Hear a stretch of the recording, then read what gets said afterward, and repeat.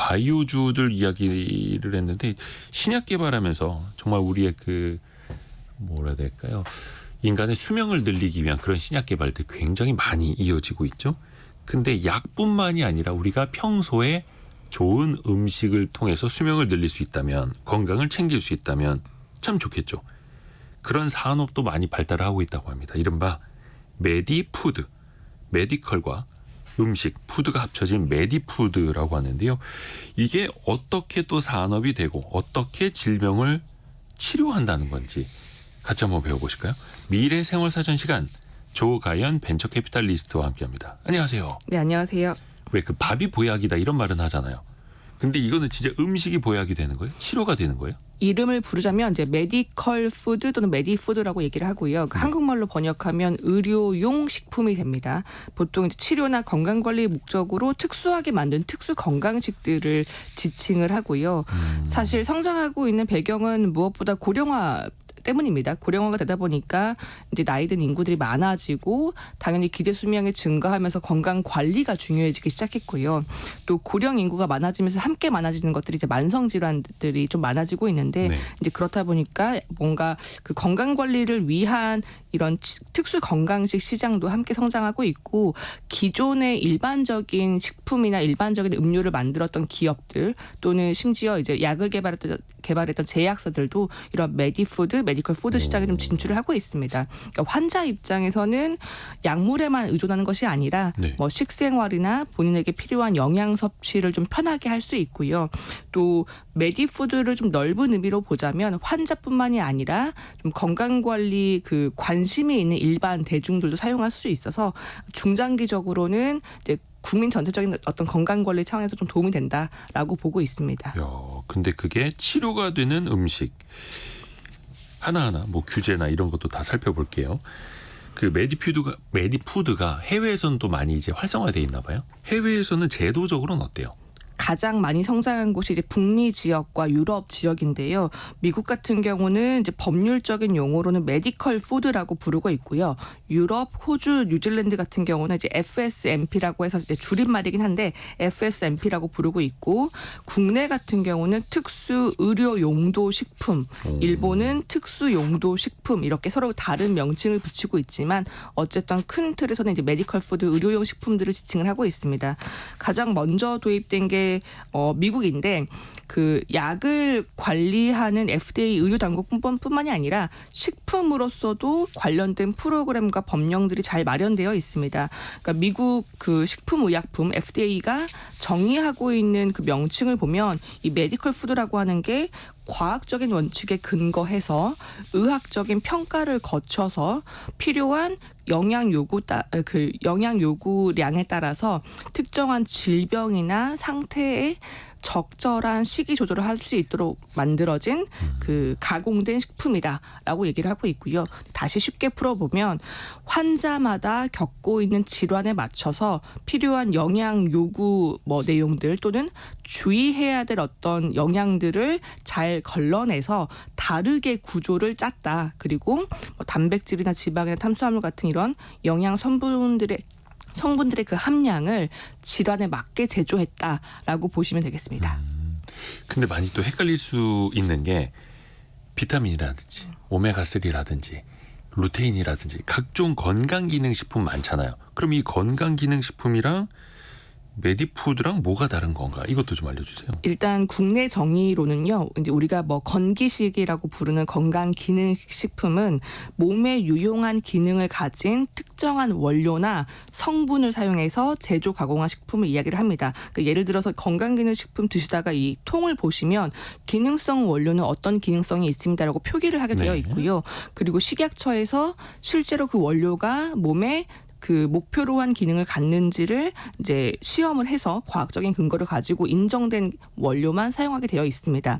근데 메디컬 푸드 또는 이제 특수 의료 용도 식품이라고 불리는 이 식품들은 어떠한 특정 질환에 맞춤형으로 영양 성분의 함량을 다양하게 고려해서 식사를 대체할 수 있도록 만들어진 식품입니다. 그러니까 건강 기능 식품은 식사를 대체하는 목적은 아니고 일종의 보조제 역할을 한다면 이 특수 의료 용도 식품 같은 경우는 밥 한 한 끼를 대체해주는 식품에 가깝고요. 네. 또 목표로 한 기능이 아니라 어떤 질환에 맞춰서 만들어졌기 때문에 내가 뭐 당뇨가 있으면 당뇨 식품, 내가 좀 암 환자인데 특별한 좀 관리를 하고 싶다면 이런 암 환자식 이렇게 질환별로 식품들이 개발되어서 만들어지고 있습니다. 그러니까 어떻게 보면 약과 그 식사의 중간 개념이라고 보시면 좋을 것 같고요. 주로 이제 중환자들이나 또는 고령자, 만성 질환자들을 상대로 많이 팔리고 있습니다. 또 이걸 좀 넓게 보면 그냥 메디컬 푸드라고 보는 게 아니라 이제 케어 푸드, 좀 관리하는 식품이라고 좀 넓게 설명하기도 하는데요. 이 케어 푸드에는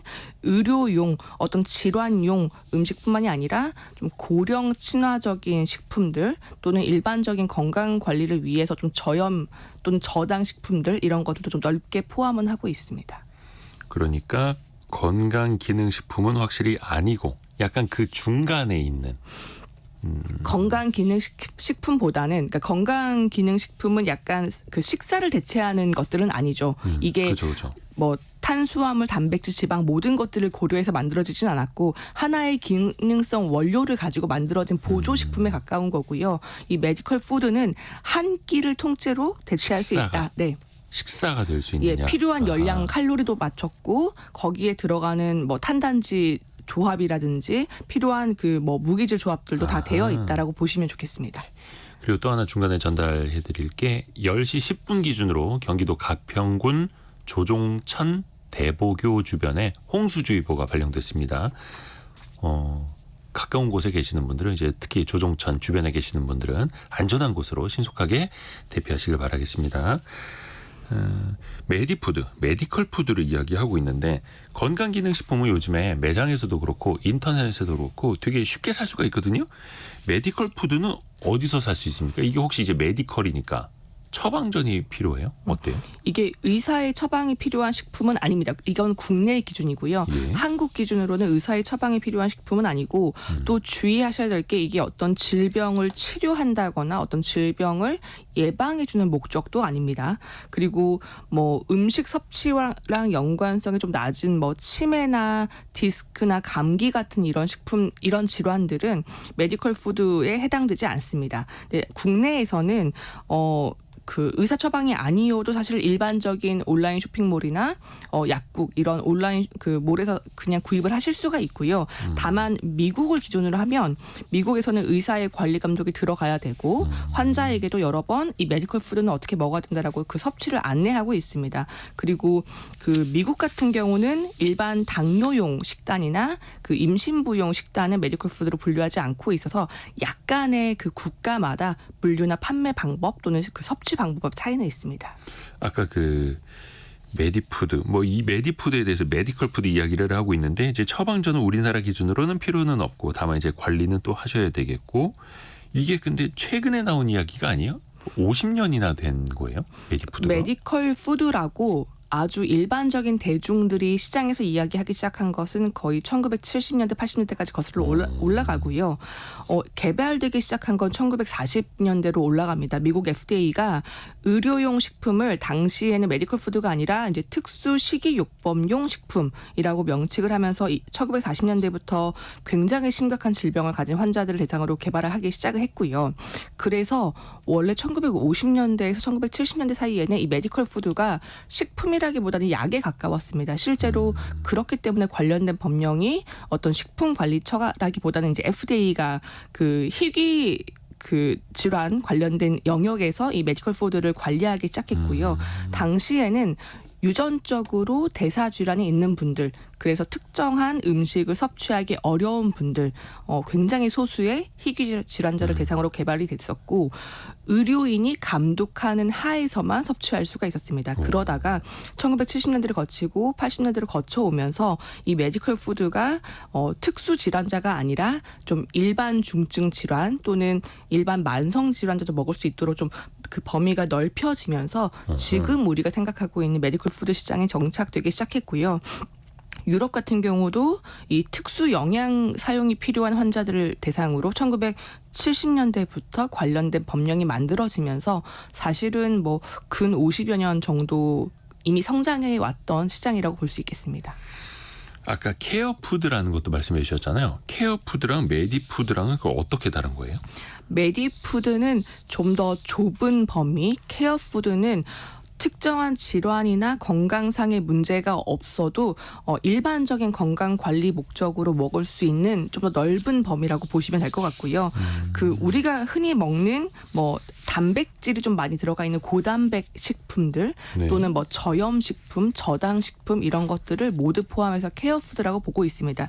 그렇기 때문에 그 질환용 또는 어떤 그 특정한 뭐 암 환자용 식단보다는 뭐 일반적인 비만 관리 또는 건강 관리 용품, 건강 관리에 좀 가까운 식품들 또는 다이어트 식품들 이런 것들이 이제 케어푸드 영역에 포함된다. 하지만 그게 메디컬 푸드, 의료용 식품이라고 보기에는 조금 범주가 다르다라고 이해하시는 게 가장 좋습니다. 케어푸드는 되게 넓은 개념이고 메디컬 푸드는 그 중에서도 조금 더 좁은 개념이고요.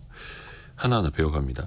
아까 제도적으로 우리나라에서는 이 메디푸드를 특수 의료 용도 식품, 어렵습니다. 특수 의료 용도 식품이라고 이야기를 해주셨는데 우리나라에서는 그럼 이제 규제나 규정은 어떻게 돼 있어요? 국내도 그 식약처 식품의약품안전처에서 관련된 법령을 운영하고 있고요. 국내의 명칭으로는 얘기해 주신 것처럼 특수 의료 용도 식품입니다. 그러니까 어떤 특정한 질환에 맞추거나 아니면 영양 상태를 좀 고려해서 먹어야 되는 환자들 대상으로 영양 조제한 식품들이 이 특수 의료 용도 식품에 포함이 되고요. 법령상으로는 정상적인 영양 섭취나 소화 흡수 또는 그 대사 능력이 좀 제한되어 있거나 원래는 괜찮은데 이 잠깐 질병이나 수술 때문에 일반 사람들과는 좀 다른 영양 요구를 그 영양 요구량을 가지고 있다. 이런 사람들 대상으로 한 식사를 대신할 수 있는 식품이 특수 의료 용도 식품입니다. 이것도 당연히 이제 식사를 대체할 수 있다라고 하니까 건강기능식품하고는 다른 거고요. 국내 같은 경우도 이 특수 의료 용도 식품 그리고 좀 더 범주를 넓힌 특수 용도 식품 이 두 가지를 함께 법령에 정의하면서 이미 2020년도 전부터 좀 이런 것들을 육성시켜 왔습니다. 요게 되게 세부적으로 있을 것 같아요. 어떤 것들이 있는지, 어떤 환자를 위한 것들이 있는지를 한번 봐야겠는데요. 일단 특수 의료 용도 식품에서 이제 질환을 보면 예. 뭐 그 당뇨라든지 신장이라든지 장 질환 또는 암 환자들을 대상으로 한 그 음식들이 있고요. 또 약간은 뭐 노령이어서 또는 그 어떤 그 질환이 선천적으로 있어서 그 음식물을 입에서 씹어서 위나 장으로 이동시키기 어려운 이제 소위 연하곤란자들을 위한 식사도 있습니다. 좀 더 이렇게 이 씹는 것들을 좀 덜할 수 있도록 잘 넘어갈 수 있도록 하는 식품들도 특수 의료 식품에 포함이 되고요.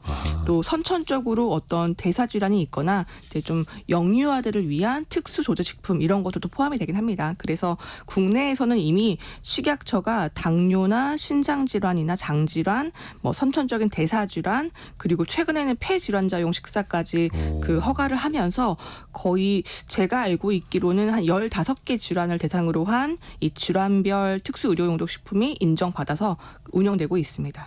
이게 그러니까 질환별 자신이 소화 못하는 것, 그 또 그 방식에 따라서 다 달라지는 거네요. 그러니까 예를 들어 당뇨를 앓고 있는 환자라면 혈당 관리가 당연히 그렇죠. 필요하니까 뭐 당질이나 포화지방 성분을 좀 관리를 한 식품을 만드는 거고요. 근데 신장 질환자들은 뭐 투석 을 하냐 아냐에 따라서 좀 달라지긴 하겠지만 좀 뭐 칼륨이나 인이나 단백질이 좀 적게 들어간 식품들을 판매하고 있고 이제 영유아들은 미숙아인 경우에는 일반 그 아이들과는 또 그 필요한 요구량이 다르기 때문에 이제 뭐 미숙아를 위한 특수 조제 식품 이렇게 좀 그 서로 다르게 판매가 되고 있습니다. 아, 그래서 특수 의료용도 식품이라고 하는 거고요.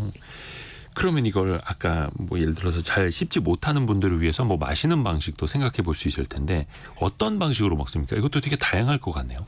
거슬러 올라가서 이 의료용 식품, 메디컬 푸드가 만들어지기 시작한 초반에는 대부분의 제형이 이제 가루 형태, 파우더 형태 또는 좀 마시는 형태의 음료에 가까운 액상형이었습니다. 이제 그러다가 제형 기술도 좀 발달하고 소위 콜드 체인이라고 불리는 이런 음식물 그 보관 유통 시스템이 좀 발달하면서 지금은 도시락 형태의 간편식 또는 뭐 냉동했다가 데워 먹는 식품들, 밀키트에 가까운 HMR 식품들로도 다양하게 좀 판매가 되고 있고요.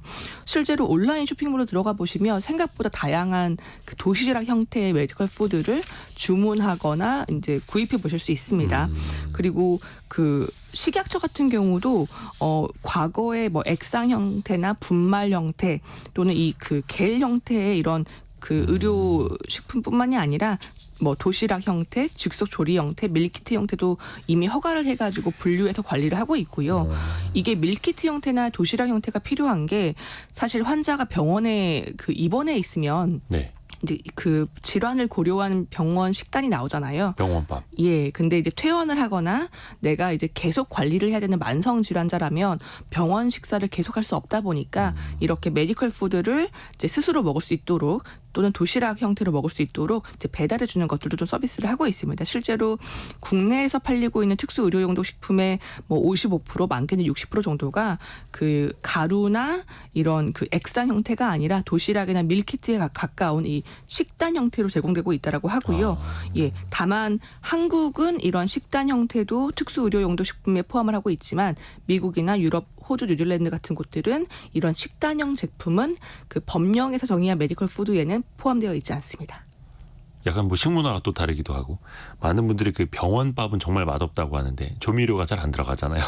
근데 또 그게 그 환자별로 맞춤으로 식단을 이제 제공하는 거기도 하고. 근데 그게 일반 상품으로도 나온다. 또 네. 이렇게 이해할 수 있겠네요. 그러니까 일반 식사라고 생각하시기보다는 어쨌든 이제 앓고 있는 질병 또는 앓고 있는 어떤 몸의 상태에 맞춰서 그 영양 성분들이 구성되어 있기 때문에 맛의 관점보다는 적절한 그 과학적 근거를 가지고 이게 배합되었느냐 그리고 섭취할 때 질병의 증상을 관리하는 데 도움이 되냐의 관점에서 보는 게 좋을 것 같습니다. 그래서 메디컬 푸드라는 거고요. 근데 이게 역사가 아까 50년 정도 됐다라고 말씀을 해주셨는데 지금 시장 규모나 아니면 추가 성장 가능성 전망은 어때요? 글로벌 전 세계 메디컬 푸드 시장을 보면 2015년 기준으로 123억 달러, 한화로는 한 17조 원 정도 되고요. 이게 2년 전 2022년도 기준으로는 210억 달러까지 성장해 왔습니다. 그러니까 거의 한 1.8배 정도 성장을 했고요. 사실 그럼에도 불구하고 왜 더 커질 것이냐라고 보고 있냐면 당연히 그 1차적인 성장 요인은 고령화입니다. 고령화는 사실 뭐 특별하게 이유로 언급할 필요가 없을 정도로 이미 지속되고 있는 것들이고. 어느 나라나. 예. 그리고 이 메디푸드가 물론 약에 좀 가까운 그 영역도 있지만 어쨌든 일반 식품으로도 판매가 되고 있고 지금은 약국이나 마트나 쇼핑몰에서도 구입을 할 수 있다 보니까 시장을 확장하기에는 좀 더 용이하다라고 보고 있고요. 코로나19를 거치면서 특정 질환을 앓고 있지 않아도 우리 면역력 관리 또는 몸 건강 관리에 대한 관심이 높아졌기 때문에 이 메디컬 푸드 같은 경우도 전에는 소위 이제 병원밥 또는 환자식이라고만 보다가 네. 일반인들도 나도 이런 것들을 좀 뭐 저염 저당 식품들을 먹어볼까라는 관심이 좀 늘어나면서 코로나19 이후로 특히 메디컬 푸드 시장이 좀 커지긴 했습니다. 그렇다 보니까 네.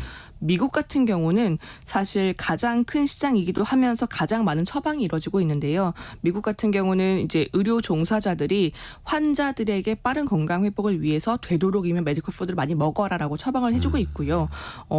그리고 슬프지만 좀 이제 20대, 30대의 젊은 층에서도 이제 만성 질환, 뭐 고혈압이라든지 당뇨라든지 뭐 전당뇨 같은 이런 만성질환 환자들이 많이 늘었습니다. 이제 이런 것들도 메디컬 푸드 또는 이제 특수 의료용도 식품 또는 이제 케어 푸드 영역이 좀 더 커질 것이라고 전망하는 근거로 작용하고 있습니다.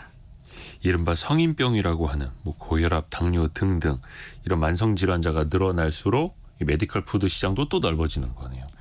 이게 참 식단 관리를 해야 하는 나이대가 된다라는 것도 되게 슬픈 건데 근데 그 식단 관리도 어떻게 보면 또 편리하게 되는 거고요. 메디컬 푸드 덕에. 그러면 이건 어떤 기업들이 주도하고 있어요? 뭐 식품 회사입니까? 어디입니까? 가장 많이 진입해 있는 것들은 전통적인 식품 회사가 좀 진입을 해 있고요. 그리고 이제 약을 만들던 곳들도 좀 진입을 해 있습니다. 시장 규모로는 북미랑 유럽을 합친 게 거의 60%가 넘고 아시아 태평양 지역도 한 24% 정도 점유를 하고 있고요. 그리고 좀 빠르게 성장하는 지역 중에 하나가 아시아 태평양 지역이긴 합니다. 다만 이제 점유율을 좀 차지하고 있는 상위 기업들은 대부분 이제 미국과 유럽 기업들이고요. 많이 들어보셨을 만한 그 세계 최대 식품 기업인 스위스 네슬레 그룹 같은 경우도 네슬레 헬스 사이언스라고 해서 이 의료식품들만 잘 만들고 있는 메디컬 푸드 자회사가 있습니다. 여기에서 관련된 그 개발을 많이 하고 있고 사실 이 네슬레 헬스 사이언스 같은 경우는 뭐 건기식도 하고 메디컬 푸드도 만들고 심지어 뭐 비만 치료를 하는 바이오 벤처를 인수해서 관련된 기술들을 흡수하기도 하고요. 굉장히 공격적인 M&A, 공격적인 기술 이전 투자를 하면서 관련된 그 영역에서는 좀 빠르게 성장하는 기업 중에 하나입니다. 그리고 그 외에 미국의 에봇 같은 회사들, 일본의 메이지 홀딩스, 그리고 독일의 비브라운이나 그 프레지니우스 카비 같은 회사들도 이 점유율 상위 회사들 중에 하나입니다. 약간 좀 낯선 기업들도 많아요. 그리고 제약 회사들도 뛰어들고 있고 이게 굉장히 좀 파생되는 분야가 넓겠네요. 기업들 입장에서도. 사실 전통적인 제약사들이 맨 처음에는 메디컬 푸드에 그렇게 많이 집중하진 않았습니다. 왜냐하면 이미 약을 잘 팔고 있기 때문에 굳이 이렇게 우리가 그 의료용 식품까지 진출을 해야 되나라는 고민이 좀 있었던 것 같고요. 그리고 초기에 좀 그 진입했던 그 회사들이 생각했던 것보다 판매량이 많이 나오진 않아서 뭐 한국 같은 경우도 진출했다가 철회하고 하는 경우도 있긴 있었거든요. 이제 그럼에도 불구하고 가장 대표적인 메디컬 푸드 기업 중에 하나가 이제 에봇이라고 하는 미국의 회사인데 사실 에봇 같은 경우는 제약회사. 예, 원래는 굉장히 많은 의료기기와 헬스케어 그 기기들을 판매하고 있는 글로벌 뭐 1위 기업이라고 해도 그 과언이 아니고요. 우리가 잘 알고 있는 에브비 같은 경우도 제약회사도 이 에봇에서 그 스피노프한 회사 중에 하나입니다. 사실 여기는 굉장히 다양한 의료기기랑 제약들을 이미 판매하고 있었는데 본인들이 가지고 있는 환자들에 대한 정보나 네트워크나 그리고 판매망이 있기 때문에 이런 것들을 바탕으로 우리 약을 먹고 있는 환자들에게 적절한 메디컬 푸드를 제공한다라는 관점에서 많이 개발을 하고 있고요. 아까 말씀드렸던 독일의 비브라운이나 프레지니우스 카비 같은 경우도 원래는 글로벌 의료기기나 제약기기를 판매하고 있던 유명한 회사 중에 하나입니다. 이런 곳들도 사실 독일이 1980년대부터 이미 고령 친화식품들, 메디컬 푸드 시장이 좀 발달해 있다 보니까 좀 빠르게 시장에 진출해 있고 글로벌 기업으로 성장한 곳들 중에 하나입니다. 빠르게 성장을 하고 있으니까 이런 이제 세계적인 기업들도 뛰어들고 있는 거고 5988님이 서울 큰 병원에서 40여일 간호를 하다 보니까 병원 건물 지하 마트에 건강별로 메디컬 푸드 액상 제품들이 다양하게 있더라고요. 병원 바깥보다 훨씬 저렴해서 자주 이용했어요라고 보내주셨네요. 이거 접해보신 분들도 이제 꽤 계시는 것 같고요. 근데 이제 중요한 게 무슨 보조식품도 아니고 치료 메디컬이 이제 들어간 거잖아요. 특수 의료 용도 식품이라고 했고 이거 그럼 어떻게 확인을 합니까? 그게 치료가 되는지 이게 무슨 뭐 임상 시험을 거칩니까? 어때요? 건강기능식품도 어쨌든 기능성을 입증을 해야 되는 것처럼 이 메디컬 푸드 특수의료용도 식품도 목표로 한 질환에 효과가 있는지를 의학적으로 과학적으로 근거를 입증을 해야 됩니다. 특히 이제 북미나 유럽의 주요 메디컬 푸드 같은 경우는 굉장히 다양한 임상 연구 결과를 가지고서 그 마케팅을 하고 있고요.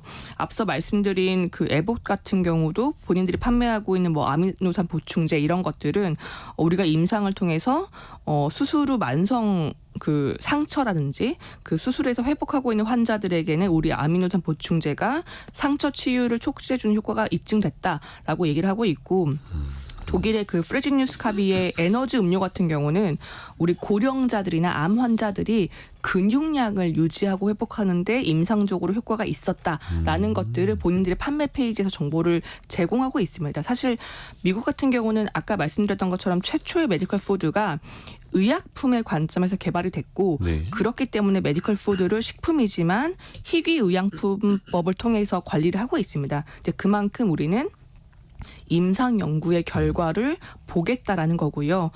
국내 같은 경우도 이게 목표로 한 어떤 체력 유지나 어떤 그 임상적인 근거가 있는지를 잘 얘기할 수 있도록 그 지원하고 유도하고 있습니다.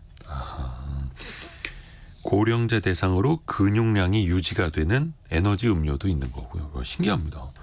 김은희님, 저희 아버지 신장 투석 중이어서 식단 관리를 하신답니다. 온 가족이 똑같은 음식을 같이 먹으면 얼마나 좋을까요?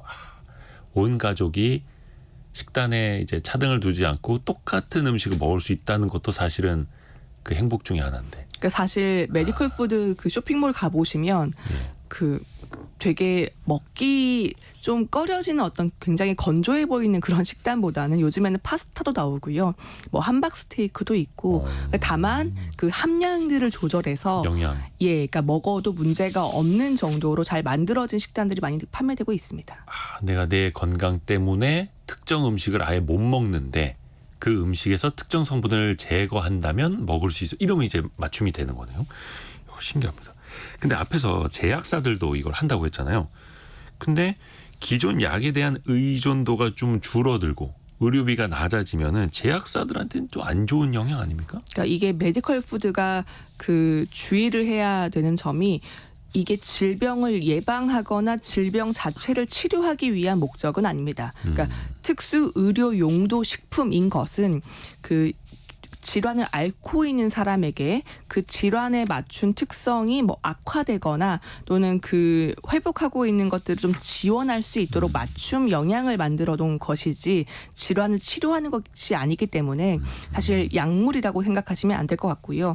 그리고 앞서 말씀드린 그 뭐 미국의 에봇이나 독일의 제약 회사들도 본인들이 굉장히 적극적으로 메디컬 푸드를 만들고 있는 이유가 우리의 약을 먹고 있는 환자들이 질병 치료를 하고 회복하는 과정에서 주의해야 될 식품들을 좀 더 편리하게 먹을 수 있도록 그렇게 좀 메디컬 푸드를 개발하고 있다라고 보시면 좋겠습니다. 그러니까 제약회사의 어떤 사업 영역이 더 넓어지는 거네요. 우리나라 같은 경우에는 어때요? 우리나라도 제약회사들이 되게 다양한 사업들 하잖아요. 특히 이제 음료수도 많이 팔고 비타민 음료도 많이 파는데 이 메디컬 푸드 쪽으로는 어때요? 국내에서 알려지기로는 뭐 대웅제약이나 종근당 건강 같은 곳들이 뭐 당뇨 환자용 또는 뭐 암 환자용 이런 그 영양 조제 식품, 그 특수 의료용도 식품을 판매하고 있고요. 출시해서 판매하고 있고요. 다만 아직까지는 뭐 식품 기업들의 진출이 조금 더 활발합니다. 보면 뭐 현대그린푸드나 대상웰라이프나 아워홈이나 풀무원 같은 곳들이 각자 메디컬 푸드 브랜드를 별도로 만들어서 운영을 하고 있어서 아직까지는 제약회사라기보다는 식품 대기업들, 중견기업들의 진출이 좀 더 많이 되어 있다라고 설명드리는 게 맞겠습니다. 그럼 이미 우리나라 식품 대기업들도 이 메디컬 푸드를 하나씩 브랜드를 또 이미 갖고 있는 거네요. 이 사업들을 또 이미 하고 있는 거고 이게 시장이 크다면 스타트업들도 많이 뛰어들 것 같거든요. 어떻습니까?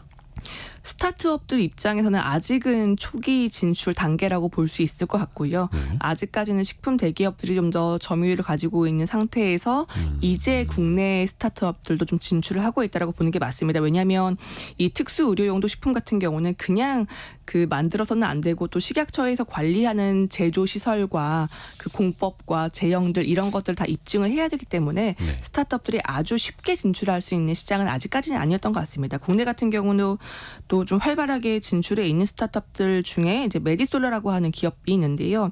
이 메디솔라도 뭐 그 특수 의료 용도 식품, 뭐 당뇨나 신장이나 암 환자용 식단을 진출해 있으면서 동시에 일반인들이 건강 관리를 할 수 있는 이제 케어 푸드 영역도 같이 판매를 하고 있고요. 회사에서 이야기하기로는 나름의 인공지능 엔진을 활용해서 어떤 질환이나 건강 상태에 맞춰서 필요한 영양을 굉장히 정밀하게 구성하고 있다. 그리고 우리는 의료 문헌이나 어떤 임상적인 연구 결과 데이터들을 추가해서 좀 더 과학적인 근거를 가지고 뭐 당뇨식, 신장 환자식, 암 환자식들을 개발하고 있다라고 설명하고 있습니다. 그러니까 뭐 당신의 건강 상태를 보니까 이런 건 좀 먹으면 안 되고 가족력을 보니까 이런 쪽으로 좀 미리 영양을 섭취해둬야 되고 해서 맞춤식으로 또 갈 수도 있다라는 거죠. 근데 이게 환자들만 이렇게 먹어야 하는 걸까요? 그 활용 범위 사용 범위는 어떻게 더 넓어지고 있나요, 우리나라에서? 아까 청취자분들 중에서 이 병원 지하에서 구매하셨다라는 분도 있는데 사실 환자나 고령층이 많은 그 집합기관들에서는 꽤 대중적으로 팔리고 있습니다. 요양병원이나 그리고 이제 실버타운 같은 경우도 이런 메디컬 푸드를 좀 접목해서 제공하고 있는 그 추세가 있고요. 아무래도 이제 입주자들을 대상으로 좀 맞춤형 서비스를 하고 있다. 또는 식단 관리를 해줄 수 있다라는 이제 프리미엄 마케팅 차원의 접목이긴 한데요. 예를 들어 앞서 말씀드린 것처럼 사실 그 신장병을 앓고 있어서 혈액을 투석하고 있는 환자 같은 경우는 그 뭐 파스타를 먹을 때도 뭐 크림이나 토마토보다는 뭐 로제 소스가 좀 더 좋다 이런 식으로 좀 맞춤형 식단을 해주거나 직원들의 건강 관리 차원에서 뭐 대기업 사업장에서 직원들이 먹을 수 있는 메디컬 푸드를 제공한다거나 이제 이런 방식으로 좀 접목이 되고 있고 일반인들도 원한다면 오프라인 또는 온라인 매장에서 구입을 해서 섭취를 할 수는 있습니다. 아하. 근데 이게 고령화되고 있어서 그 시장도 넓어지고 있다라고 앞에서 이야기를 했는데 노인 인구가 많은 나라일수록 이 산업에 더 관심이 많을 것 같은데요. 이제 가장 대표적인 게 이제 일본일 텐데요. 예. 일본 같은 경우는 이제 건강증진법 에서 특별용도 식품 제도를 운영하고 있습니다. 이제 유아용, 임신부용, 환자용, 그리고 이제 음식을 섭취하기 힘든 연하곤란자용 이렇게 굉장히 많은 특별 용도별로 허가를 받아서 이 메디컬 푸드를 판매할 수 있고요. 일본 역시 그 제약사 또는 식품 기업들이 먼저 좀 진출해 있는데 뭐 오스카 제약이라든지 기린홀딩스, 닛산 이런 곳들이 환자용 식품 또는 그 특수 용도 식품을 다양하게 출시해서 이미 판매를 하고 있습니다. 또 이걸 포함해서 일본 같은 경우에는 또 이제 고령화가 더 먼저 빠르게 됐으니까 고령 친화 식품 분야도 되게 커지고 있다고요. 사실 일본은 이제 고령 소비자 시장 자체가 워낙 큽니다. 그러니까 60세 이상의 인구가 시장에서 쓰고 있는 소비 그 총액이 우리 돈으로 한 870조 원 정도가 된다라고 하거든요. 이게 그리고 2030년이 되면 거의 970조 원에 육박할 것이라고 전망을 하고 있어서 전체 소비 인구 중에 워낙 고령자가 많다 보니까 식품 또는 이런 의료용 식품에서도 고령 친화 식품들이 좀 많이 발달해 있습니다. 보면 이제 고령자가 좀 섭취하기 편하거나 좀 그 영양분을 좀 더 쉽게 얻을 수 있는 이런 제조 가공 식품들이 많이 판매되고 있고요. 사실 그리고 간식이나 이런 그 기호 식품들도 굉장히 많이 발달해 있는데 보면 고령자가 먹기 좋은 과자들 또는 고령자가 섭취하기 좋은 저알코올 소주 이런 것들도 그 이제 음료가 그게 아니라 메디푸드예요? 메디푸드라고 분류하기보다는 이제 케어 푸드의 영역에서 약간은 우리 이런 좀 고령자 특화된 뭐 젤리야, 고령자 특화된 소주야라는 것들을 마케팅 차원에서 이제 이야기를 하고 있습니다. 사실 이게 아까 별의별 게 다 있네요. 아까 말씀드렸던 것처럼 미국, 유럽, 호주, 일본, 한국 전부 다 국가마다 메디컬 푸드를 어떻게 정의하느냐가 다르기 때문에 좀 넓게 정의하는 경우는 이런 것들도 케어 푸드로. 네, 케어 푸드로 이야기는 할 수 있습니다. 그러니까 이제 씹는 게 이렇게 치아가 안 좋으신 분들 나도 젤리 먹고 싶은데 근데 조금 더 부드러운 젤리도 케어 푸드가 될 수도 있는 거고 좀 당분이 좀 빠진 과자 건강한 과자가 나올 수도 있는 거고요. 근데 이게 우리나라가 참 또 미래에 많이 또 필요할 것 같기도 합니다. 이 방향으로. 한국 같은 경우도 2026년도 기준으로 초고령화 사회다라고 얘기를 하고 있으니까 메디푸드 시장의 성장은 좀 그 예상이 되는 거고요. 다만 아직까지는 이제 중증이나 만성 질환자들용의 그 특수 의료용도 식품이 좀 더 많이 개발되고는 있습니다. 이제 여기에서 좀 그 라인업들 제품 라인업을 좀 확장해서 좀 그 음식 자체를 증기 방식으로 가열시켜서 좀 더 뭐 이제 찌는 거죠. 찌는 방식에서 좀 섭취하기 편하다라든지 또 저염식이다, 고단백식이다 또는 어떤 효소로 숙성시켜서 고령자가 먹기에 부담이 없다 이런 것들의 기능을 추가한 메디컬 푸드는 지금도 판매되고 있긴 합니다.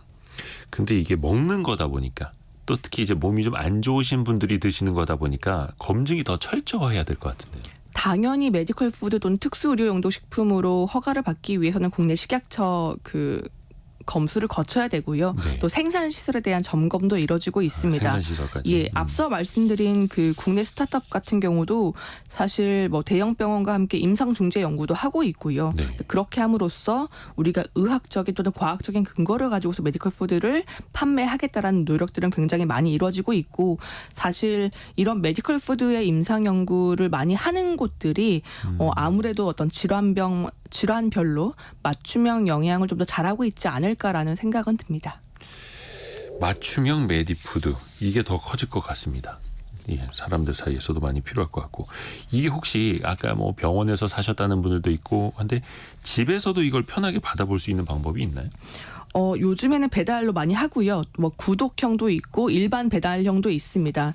또 어떤 스타트업 같은 경우에는 이제 애플리케이션을 서비스를 하고 있는데요. 애플리케이션에서 본인의 상태를 집어넣거나 어떤 질환 이력 같은 것들을 좀 넣거나 상담을 받으면 본인에게 맞는 식단을 받을 수도 있기 때문에 뭔가 문진표 작성하듯이 이렇게 체크 해놓으면 이 환자는 이런 걸 드셔야 됩니다. 이런 식으로요. 예, 맞습니다. 그래서 그런 일종의 뭐 커뮤니티 앱을 운영하고 있는 곳들도 있어서 좀 더 편리하게 그리고 좀 더 이제 원격 상담 같은 느낌으로 본인에게 맞는 메디컬 푸드를 주문할 수 있는 것까지는 이미 서비스가 되고 있습니다. 이미 이제 우리나라에 그런 애플리케이션도 나와 있고 식품 대기업들도 각각의 또 브랜드를 갖고 있고 김진희 님이 그런데 이제 맞춤형은 고가라서 하고 싶어도 경제적인 상황이 따라줘야 할 것 같다라는 의견도 주셨는데요. 뭐 싸진 않겠죠?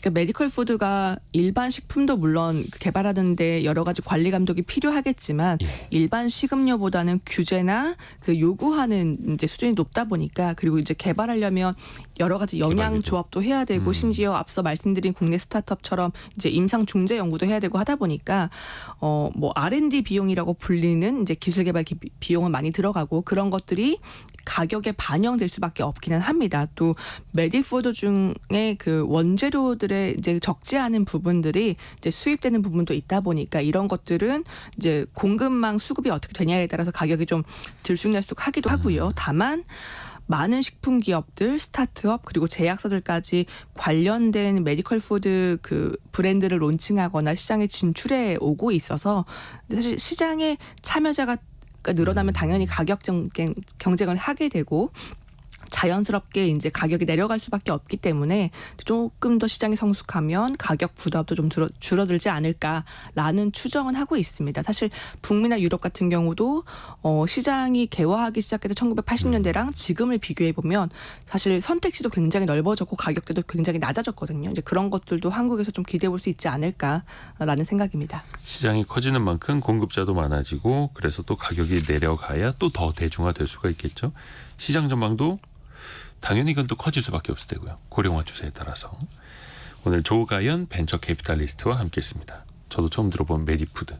이 우리 주변에 있었다라는 것도 새롭게 알게 됐고요. 고맙습니다. 네, 감사합니다.